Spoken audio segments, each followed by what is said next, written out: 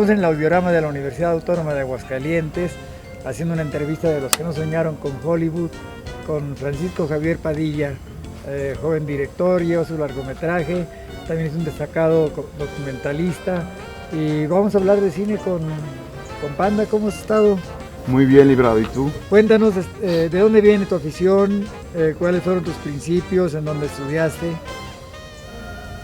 Yo estudié primero teatro en Dublín, Irlanda, y en Irlanda también en el condado de Wicklow. Allí estuve haciendo teatro un rato y después regresé a México y me licencié con la carrera de cinematografía en el Instituto Ruso-Mexicano del maestro Sergio Orjovich, y después me clavé en San Antonio de los Baños, Cuba, en dirección de actores y desarrollo de guiones. Y empecé, pues ya a la par, empecé con una carrera de cortometrajes, tanto de ficción como de documental, en preparación a lo que iba a ser mi primer largometraje, mi ópera prima, ¿no? Entonces en el cortometraje toqué todos los géneros, toqué la comedia, toqué la tragedia, toqué el melodrama, toqué la pieza. Y en el documental principalmente hice documentales biográficos deportivos y biográficos de movimiento social, ¿no? Como el rock and roll. Y ya después pues, le entré al largometraje con Suave Patria, una comedia de ficción que nos regresaba un poco a la vieja usanza de comedia mexicana, ¿no? Una buena experiencia, ¿no? Ya habías hecho un cortometraje, Retratos, me parece, con Héctor Suárez. Sí, esa era una tragedia. Una tragedia, sí. Tragedia que nos quedó bastante locochona. Estuvo en La Habana participando y nos generó un reconocimiento. Sí, era más que nada como un ensayo del tratamiento de la tragedia en el cortometraje y el tratamiento del género de pieza en el cine, porque no había diálogo alguno, todo se contaba a partir de un violonchelo y de los movimientos de los movimientos corporales de los actores. Entonces era una experiencia bastante loca. Y en cortometraje también recuerdo los documentales, uno sobre un trabajador de una planta de zapatos en León. Sí, Los Pies de León era un documental casi mediometraje que hablaba sobre la relación de la industria zapatera con la afición al fútbol en la ciudad de León, que es muy cercana, porque cuando el equipo de León anda bien, la industria anda bien. Cuando el equipo anda mal, la industria anda mal, porque el trabajador se deprime. Es como una onda bien loca, muy loca. Y ese cortometraje nos llevó al Festival Internacional de Cine Latino en La Habana y nos dieron una mención honorífica, pero principalmente por la innovación del tema. Fue una experiencia muy agradable haber mostrado ese documental allá en La Habana. Y entre los de movimientos sociales también recuerdo el de un boxeador de Finito. El Finito López Simón, ese era un retrato. He hecho varios retratos, le he hecho retratos a Lora y al Finito y al Brujo Batis, obviamente. El Finito más que nada era como preguntarle, habían pasado 2 años de su retiro, y era preguntarle pues cómo se sentía, ¿no? Y resultó ser un trabajo interesantísimo de 10 minutos en donde te platicaba él cómo se llega a un punto cumbre y cómo se mantiene en él. Y ese documental sorpresivamente lo grabamos con, no te miento, 3,000 pesos yo creo, y gustó tanto que Kodak se interesó en subirlo a 35 milímetros y participamos en el Festival Internacional de Cine en Guadalajara, cuando todavía se proyectaba únicamente en 35 milímetros. Antes de video. Fue una onda muy loca, la verdad. ¡Esto es una falla, cabrón! ¡No se mueva, no se mueve! ¡Policía judicial, baja el arma! ¡No vale madre! ¿Puedo ir con ustedes? Te gusto. Llévenme. ¿Neta sí son actores? Sí, somos actores. Que si han visto o escuchado algo extraño fuera de lo normal.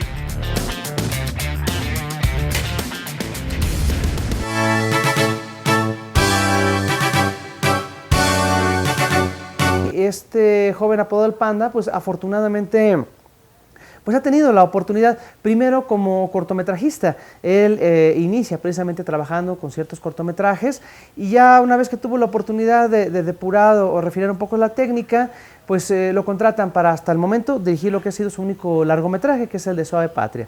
Una película que, bueno, caray, pues divide mucho las opiniones, ¿no? Por lo mismo.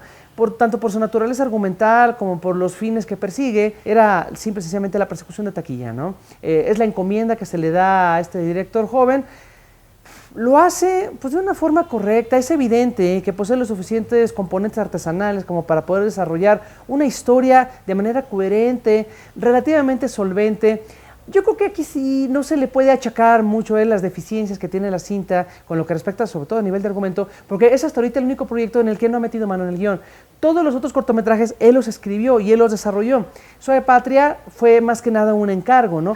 Refiriéndonos directamente con lo que es el trabajo de este director, pues no cabe duda, insisto, que tiene un conocimiento sobre lo que es el lenguaje cinematográfico. Eso ya se agradece a fin de cuentas. Muchos directores jóvenes que lo único que buscan son los meros ejercicios de lucimiento y generar calistenias plásticas, que lo que buscan es nada más apabullar o apantallar al espectador.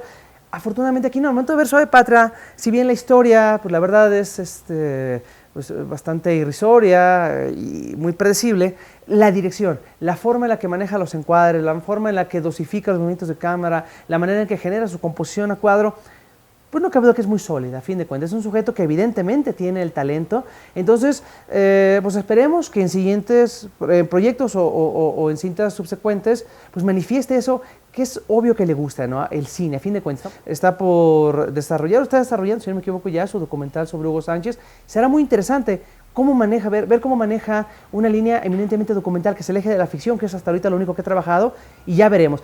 Ya una vez estrenado este documental, podremos ahora sí emitir un juicio todavía mucho más concreto sobre las habilidades y las cualidades de este joven director.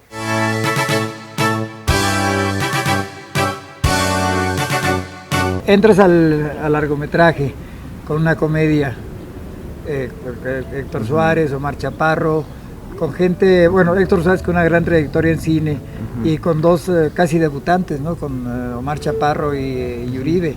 Ya habían hecho algo contigo antes, pero no... Sí, habíamos hecho cortos y habíamos experimentado los géneros. Con Uribe experimenté la comedia extravagante, o sea, completamente exacerbada. Y con Omar experimentamos el melodrama. Entonces nos juntamos a hacer este largometraje que era... El propósito real era regresar al cine, a la vieja usanza del cine de comedia de pareja, ¿no? Tintán y Marcelo, Pedro Infante, Jorge Negrete o Luis Aguilar, Viruta y Capulina incluso, hasta los polivoces, podría decirte yo. Pero la onda era darle como un toque social y ahí entraba Héctor con el papel del policía corrupto e inepto. Sí. Pero yo como director, la onda sinceramente era demostrar la rentabilidad que yo podía tener como director. Porque yo conocía y conozco perfectamente los alcances de ese film. Y mi propósito era mostrar la rentabilidad que puedo tener como director para después poder hacer proyectos más personales, cosa que se me está dando. Y afortunadamente la película pues, resultó ser lo que tenía que ser, ¿no? A mí me pidieron cierta cantidad de taquilla y la superé. Lo que pasa es que hay cine para todos.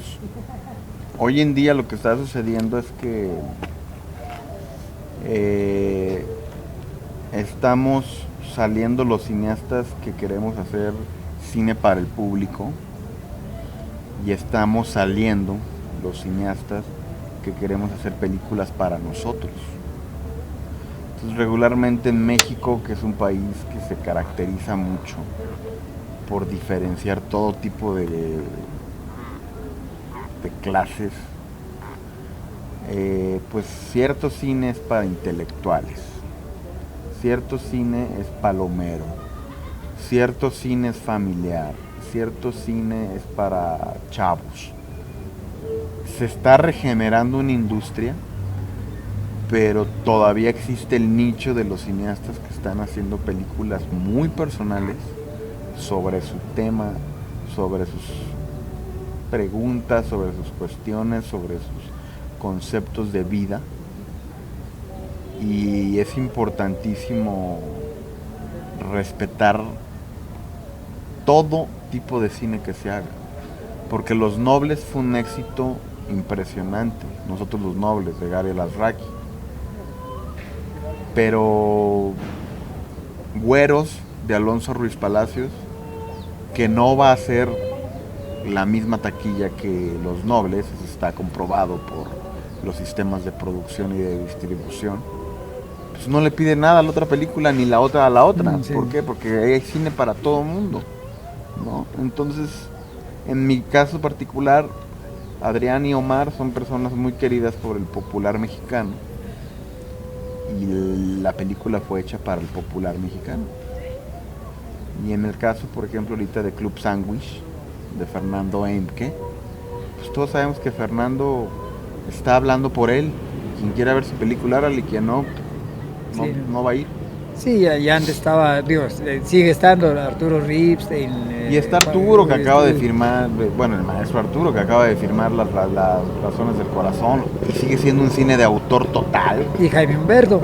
Y Jaime Humberto, que no para de filmar. Jaime Humberto ya está muy clavado con la temática que lleva abordando más de 10 años. Ya hay pues no resurgimiento, porque nunca se ha muerto, pero sí hay un surgimiento de nuevos directores, entre los cuales estás tú, están gente que ha salido por primera vez, mucha gente que está entrando a la industria, que ha salido de escuelas. Es decir, el CUEC, a 40 años de su fundación, o más de 40 años de su fundación, está dando resultados. Igual el CCC. Pues es que es muy loco, porque el CCC y el CUEC siguen dando cineastas, pero Sí. desafortunadamente o afortunadamente, no sé cómo se quiera ver, los cineastas que ahorita están estrenando en salas son los cineastas que están saliendo de las universidades privadas. Sí, sí. La Ibero ha dado demasiados cineastas. Sí, Gary Alasraqui. Gale Larraqui, Michel Franco, Julio Carlos Ramos. En mi caso, yo no soy del CUEC ni del CCC. Sí creo que el CCC y el CUEC siguen haciendo un cine basado en una serie de lineamientos que la neta la banda ya no quiere Ya no ver quiere eso en el tratar. cine. O sea, la gente ya no quiere ir al cine a ver al México pobre. Esa es la verdad. Y sí, aunque estemos pobres, hay maneras de mostrar la realidad de nuestro México. Por eso te digo que hay cine para todos. Pero hoy en día, con todo el respeto que me merecen las dos instituciones, yo veo surgiendo más industria fuera de esas escuelas que de otro lado.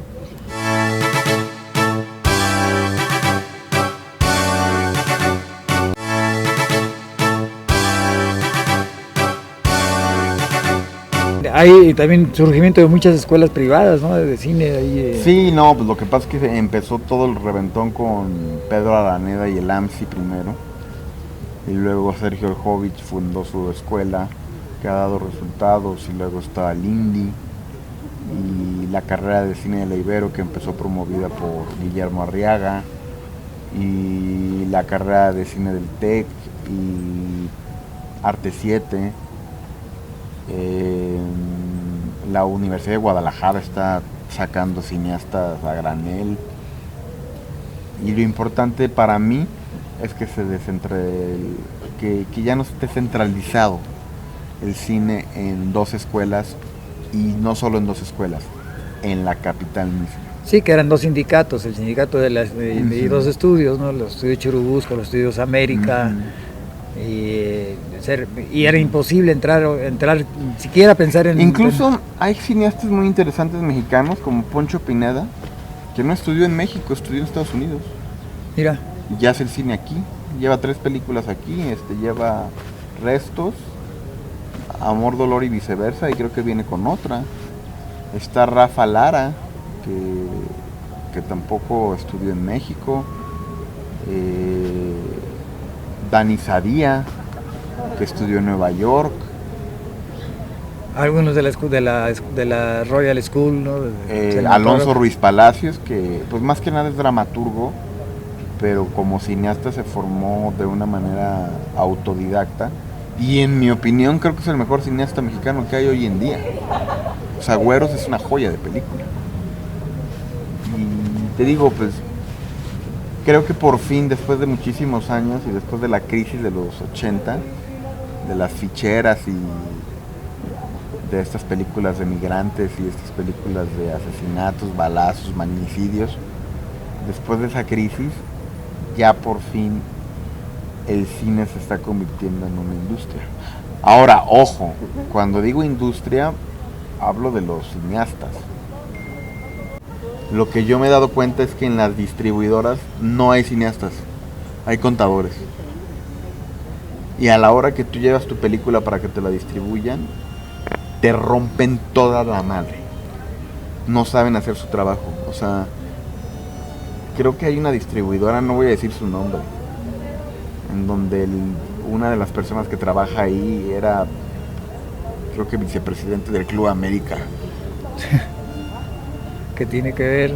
Y no, y peor aún, luego una vez conocí a otra distribuidora y no, yo fui jefa de el comedor de cierta empresa. Y con ellos son con las personas con las que tienes que lidiar el contrato de tu distribución para la película. Y con los grandes distribuidores. Y es terrible porque la neta no saben. A mí me decían en Suave Patria, es que Suave Patria tiene que ser distribuida así. Le digo, no, porque yo me subo al metro y yo me subo a los camiones y yo sé cómo tiene que ser distribuida. O sea, Suave Patria no podía ser distribuida en el formato que lo querían hacer, porque pues, la hubiera visto mi mamá, mis hermanos y mis amigos. Pero sucede mucho eso con las distribuidoras, ¿no? Hay cláusulas en que hay muy poca pantalla para el cine mexicano. Sí, no, porque las distribuidoras tienen un deal con los gringos. Entonces, muy buena onda según ellos, pues vamos a darles un 5% de pantalla al cine mexicano y el otro 95% pues a lo que nos deja la lana, güey. Transformers. La otra vez una película mexicana estaba en una sala y una norteamericana estaba en 9, en un complejo de 15. Sí. Y fue así como de que, pues, ¿para dónde vamos a ir? ¿A dónde quieren llegar, no? Sí. Pero bueno, ese no es el caso. El caso es que se está dando por fin un movimiento de cine mexicano real. ¿Sí? Y que afortunadamente también los tres amigos, Alejandro González Iñárritu, Guillermo del Toro, Alfonso Cuarón, están abriéndole puertas a muchos cineastas mexicanos en el extranjero. De manera individual, digamos. De manera individual, porque ellos hacen su chamba. Pero el hecho de que sean mexicanos ya es la oportunidad para que el ejecutivo de Burbank diga, pues vamos a probar a otro mexicano. Ese es lo que hace a muchos soñar con Hollywood, ¿no? Yo conozco muchos cineastas mexicanos que ya tienen agente norteamericano. Fotógrafos que ya tienen agente norteamericano. No han entrado porque no ha llegado el proyecto. Pero yo conozco, por ejemplo, creo que Fernando Eimke ya tiene un agente norteamericano. No le apura, ni le causa prisa llegar a Hollywood, pero allí está. A mí claro que me gustaría hacer cine, pero en cualquier parte del mundo. Ahora sí que como dice Angie Lee, mi nacionalidad depende de la película que haga en qué país. A mí me gustaría llegar a ese punto. Y no es que esté soñando con Hollywood, estoy soñando con el hecho de seguir contando historias, ¿no? Luis Mandoki es un muy buen ejemplo. Luis Mandoki hace una película en Cuernavaca en inglés que se llama Gaby, una historia verdadera. Claro, sobre Gabriela Briner, una poetisa. Y de ahí pasa inmediatamente a la industria norteamericana hollywoodense. Y hasta la fecha ahí sigue Luis haciendo películas en inglés. Viene a México, filma de vez en cuando películas en español, pero Luis yo creo que encontró uno de los mejores, encontró la manera congruente de ser cineasta.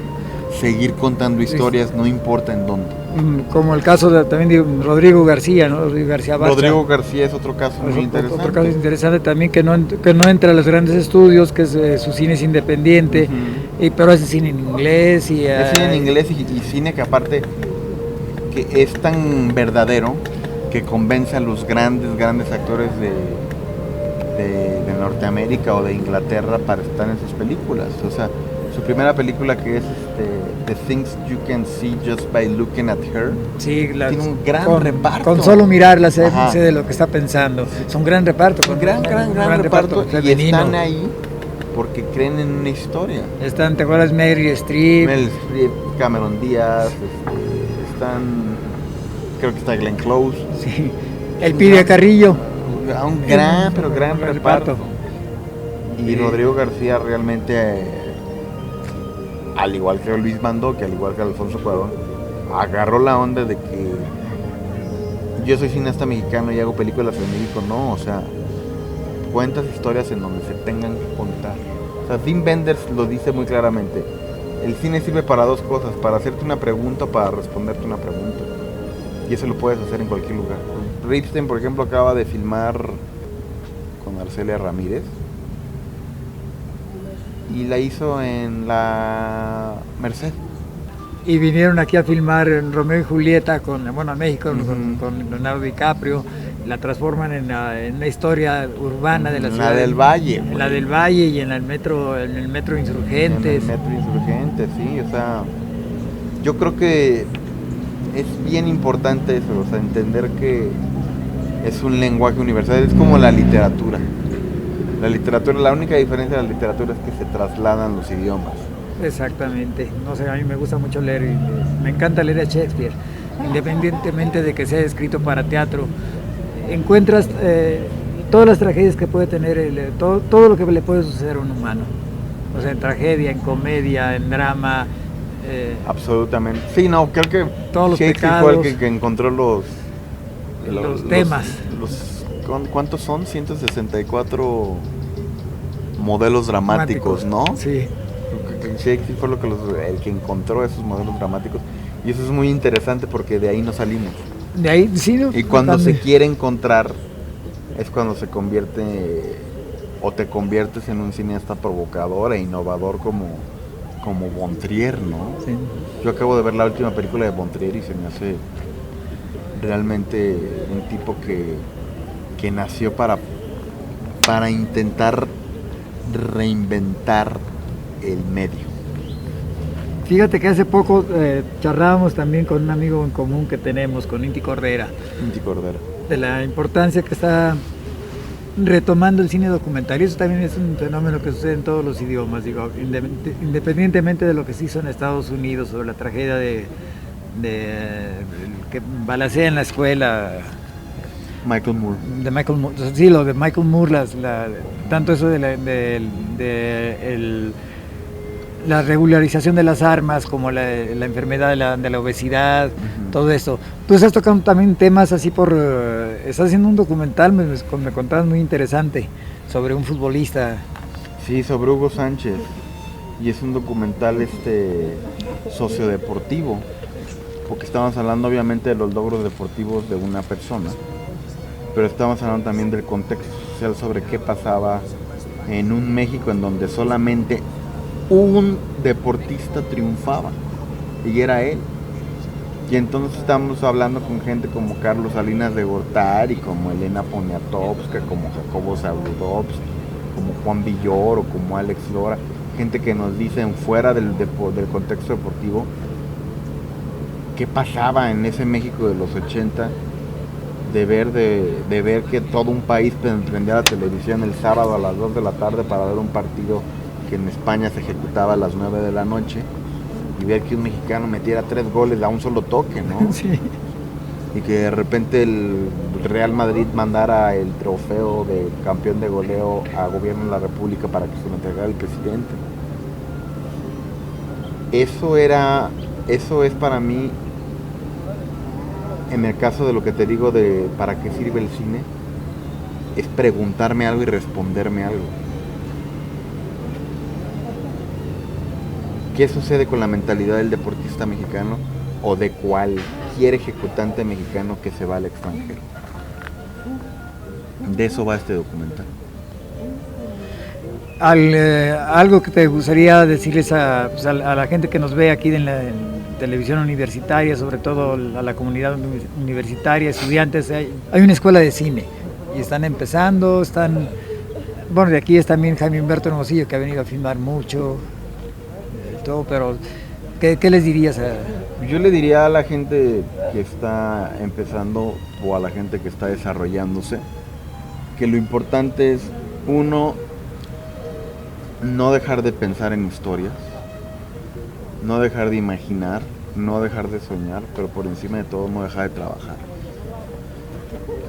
Lo dice muy bien Picasso, que el 99% es trabajo y el 1% es talento. Y el talento, pues, quién sabe si Dios te lo regaló. Sí. Entonces lo que nos queda es trabajar, y lo importante en el cine es una sola cosa: querer contar una historia. Es todo lo que tiene que suceder. No vas a hallar el hilo negro, porque como hablábamos ahorita, el hilo negro ya lo describió Shakespeare con 160 y tantos modelos dramáticos, y en cualquier historia que encuentres o que quieras contar, vas a encontrar y se van a repetir y van a ser una constante. Entonces el trabajo es importante, el estudio es importante, la lectura es importante, dejar de ver la televisión es importante, dejar un poco las redes sociales es importante. Lo importante es vivir, tocar, sentir, oler y llevar eso al cine. Los esperamos en la próxima entrega de Los que no soñaron con Hollywood. Muchas gracias por atendernos, muchas gracias a Francisco Javier Padilla, mi amigo Panda. Y Rock and Rollero también ya va a sacar su disco, hay que buscarlo.